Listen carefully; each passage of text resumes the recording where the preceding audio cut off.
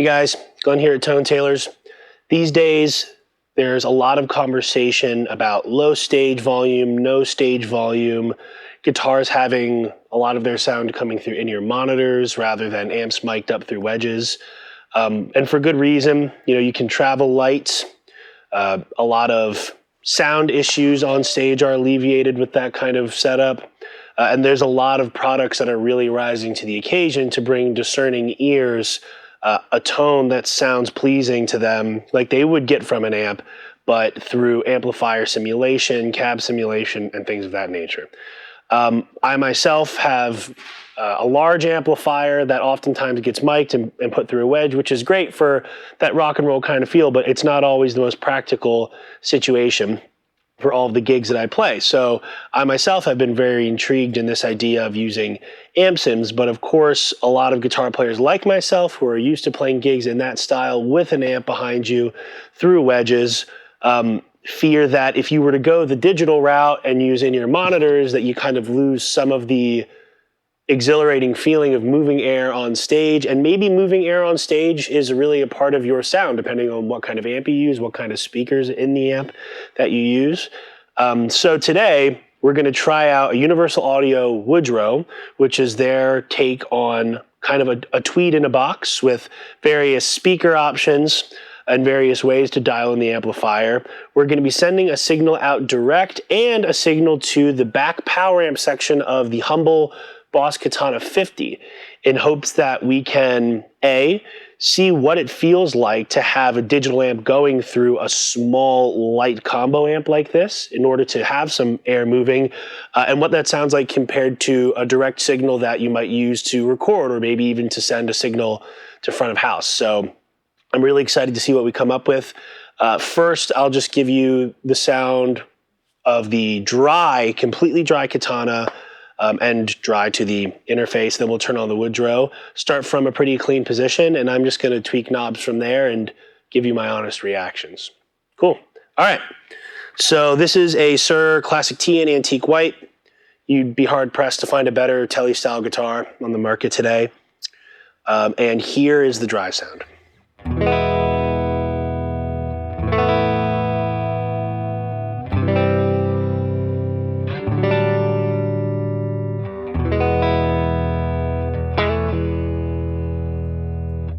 Pretty flat, pretty uninspiring. Could be worse, but certainly doesn't feel like a lively, reactive amplifier that we all love. So here's Woodrow, again, starting from a pretty clean setting.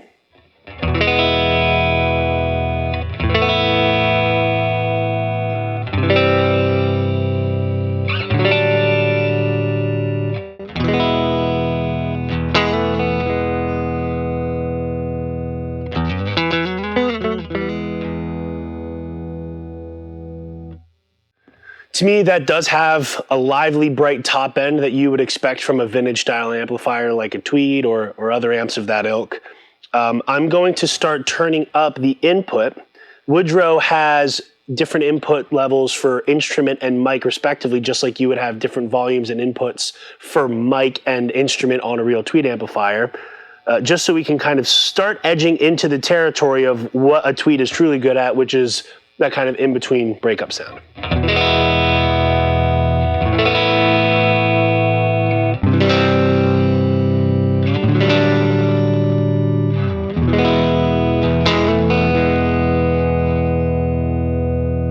Now that's really, truly starting to step into the realm of what you would expect from a pedal like this. And it's worthy to note that the sound of a Tweed amp breaking up in the very unique way it does is something that most amp modelers, amp simulations up until this point have had a hard time really nailing.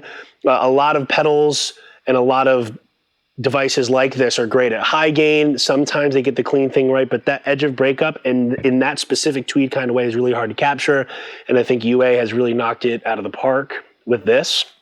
Anyway, let's keep tweaking. I'm going to continue to drive the input gain. And as I do that, I'm going to fall back on the output. Just because as I do turn up the input gain, the pedal gets louder as well. Let's get a little more of that. And I'm increasing them to about the same level together. Obviously on an old Tweed, if you're going through both inputs, you can kind of blend the volume of each of those, the mic and instrument channel respectively. I'm increasing them to the same level each time, but you can kind of blend them here and there because they do each have their own voice, really. So here's with a little bit more gain, and I'm gonna flip to the bridge pickup.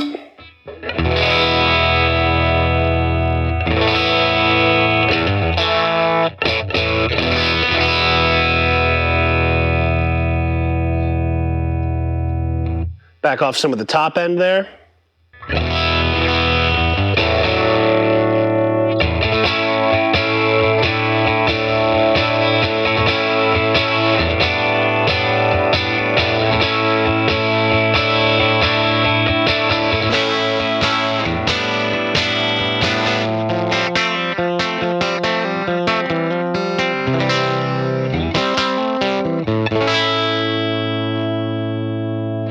Now, aside from just increasing the gain from the instrument and mic channels, there's also an internal boost on the Woodrow, which you can select between like a regular clean boost, an Echoplex style boost, and more of a console style boost. So let's start to roll in some of the Echoplex boost. Now we should really start to hear the amp falling apart a little bit, which is what a lot of people like about tweed amps.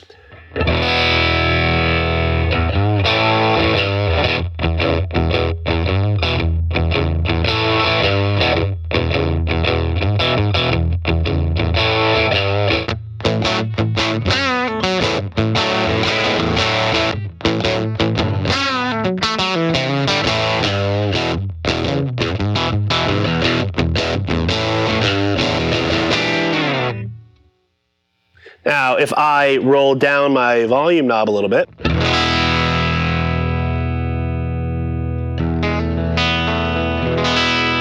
it cleans up like an old amp would. That is one of the biggest criticisms of gear like this, is it doesn't respond like an amplifier in that way particularly.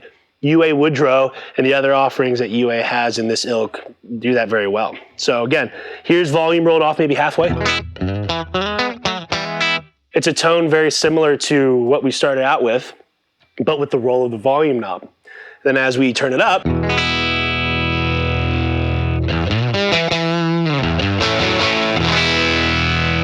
little neck pickup on that distorted sound.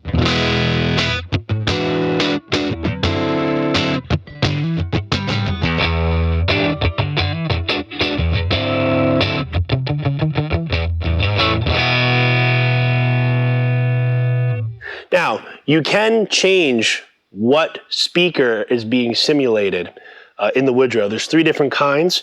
Right now, we're using a simulation of a JP12. We're going to switch to an Alnico Blue sound, which should be a little chimier.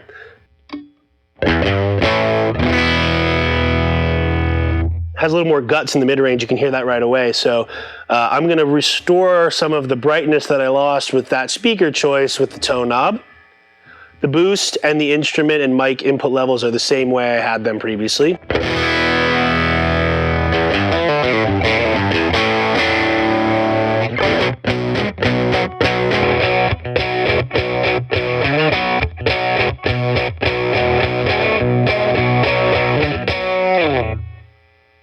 So you can get a lot of different sounds very quickly. Now we're going to switch down to a GB25 greenback in a tweed amp.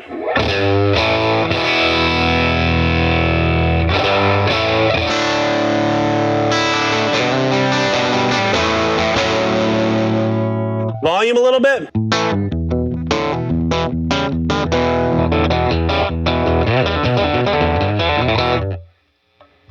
Now I'm going to really drive the input and hit it hard with the stock boost. And let's see if we can get some exploding Neil Young style.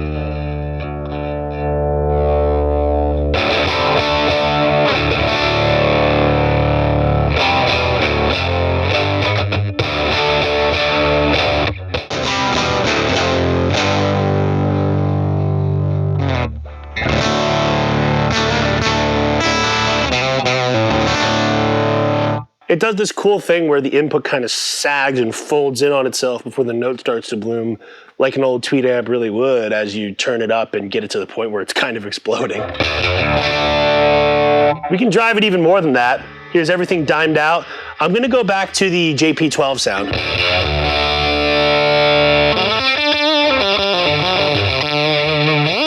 Sounds almost fuzzy, which is really neat. Here's a neck pickup with that.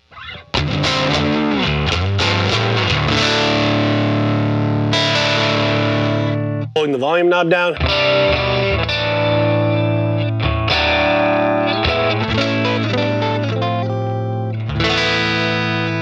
One other really cool feature that the Woodrow has and that other UA offerings of this ilk also have are the ability to add a room sound to what's going on already. That's very useful if you are running a rig like this with a Woodrow or with amp simulation, you're running in-ear monitors.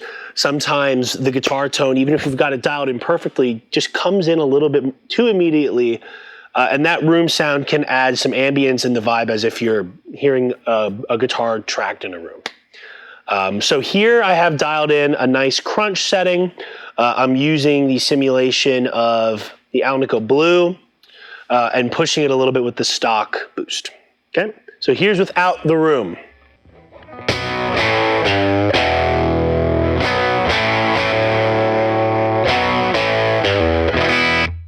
And here's with room dialed to about halfway.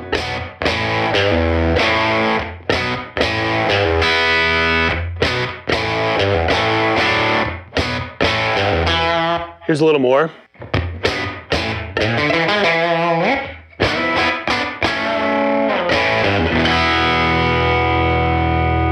Here's without again. Doesn't really color the tone at all. The tone's very much still there, just adds a nice little touch of ambience, and that's what it's good for. At extreme settings, it's not very usable, but just to add a little bit of ambience to what's going on so it doesn't come through your in-ear monitors or your wedge or whatever's going on in such a punchy, immediate fashion that sometimes direct guitar tones can.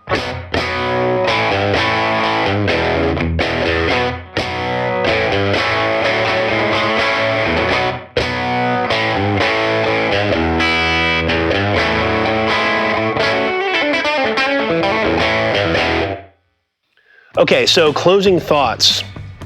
As I mentioned earlier, some of my hesitation with going this direct route with guitar tone has been I'm used to air moving behind me with an amplifier. That gets mic'd up, comes through a wedge, I can kind of move around my place on stage and hear myself wherever I go, really.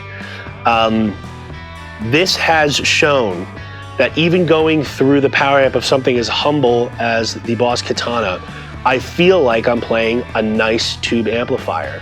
It cleans up way better than most modeling situations I've ever played. It cleans up legitly, like a vintage amplifier would. It sags and reacts to your playing like a vintage amplifier would. And I have heard the Woodrow in other scenarios up to this point as well. Like I've heard it through studio monitors, I've heard it through a powered speaker, never in this particular scenario. So hopefully this helps you if you're thinking about going the route of direct guitar processing, but you want to have some kind of amp behind you on stage. It is possible without completely breaking the bank, and you will have a really great time and get really good tones. So Universal Audio at Tone Tailors, check it out.